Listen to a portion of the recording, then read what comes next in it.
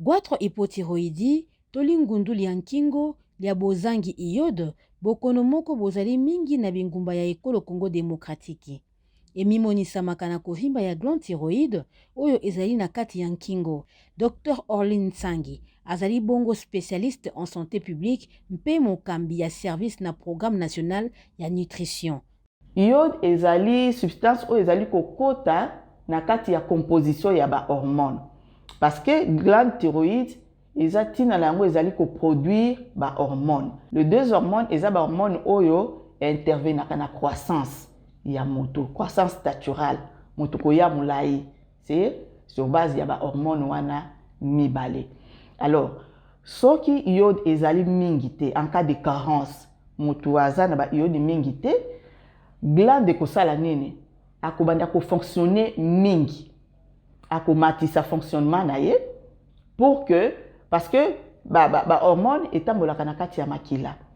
Lorsque na kati ya makila ba hormone ezali na quantité suffisante te akopesa information na cerveau que non toza na besoin ya T3 na T4. Alors cerveau akopesa pe information au niveau ya glande thyroïde pour que a produire plus ba hormone wana. Alors na production na lokola iode intervenaka na kati ako produit yango mingi te parce que moto aza na kati aza na carence en iode. Alors lokola ko produit monte que besoin ekozala ko se faire sentir toujours dans l'organisme au la que glande comme ko fonctionner mingi ah ekozala hyperfonctionnement ya glande thyroïde. Alors na kati ya hyperfonctionnement on a ndé salaka que glande et akomata volume. Bokono oyo bomimonisamaka mingi epai ya basi koleka mibali kolanda ba étude ebele. Nutritionniste Kiazima Omar ya Pronanut abakisi koloba ete basi bazemi baye bazali na bozangi iode na nzoto bakobota bana baye bazali na crétinisme. Ils ont retard de croissance mais on peut na ba manifestation c'est moins visible le retard mental non intellectuel. Donc, comme on a que bana na ba école, bazo se développer bien dans l'école, ba dédoublement na ba classe ils a dû par le fait que ba mingi bana bazana carence en iode dans leur corps.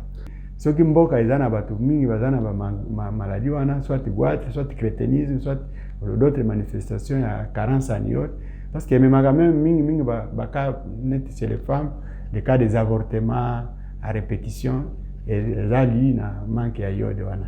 Dokotolo Nsangi atalisi mpe lisusu biloko ya kolia biye bikoki kobebisa lolenge ya kotambola ya thyroïde mpe komatisa bonene nango to mpe kosala bitumba na iode. Biloko yango tobengaka yango ba substance goitrigène eza lokola manioc maltraité ezalaka na substance mo babengaka cyanure.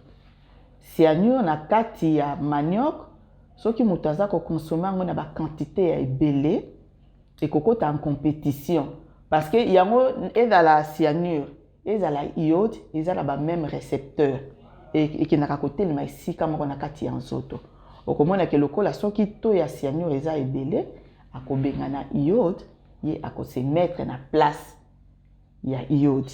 Alors lokola nzoto aza na besoin ya cyanure te moto wana akodévelopper pe goitre. Ba substance goitrigène nango ezali lokola manioc ne la lobaki manioc eza substance eza molécule eza aliment ezali beaucoup plus consommé neti na mboka na biso na RDC. Manioc soki ezali bololo ezali manioc amalamu kolia te. Donc kolobaki eza na teneur importante ya cyanure. Faut kolia yango te. Substance mosusu goitrigène eza lokola chou pe tolia kango. Donc toko kolia yango na ba quantité ebele mingi te eza pe lokola ba igname pesa na quantité ebele ya cyanure parce que ba igname mosusu kolia koyoka ngo penza eza bololo.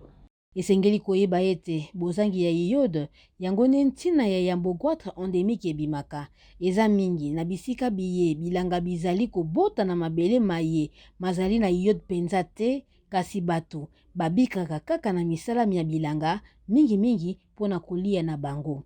mpona kobundisa bozangi iode yango nde Mbula Matari atalaki lolenge nini ya kosala mpona komema iode na mabota na nzela ya mungwa oyo ezali na iode, mungwa ya basenzi te po yango ezangi iode. Yango wana baipronanute programme national ya mai matali bilei bazali kolendisa bayimboka kosalela penza seli iode na lolenge esengeli mpe malamu.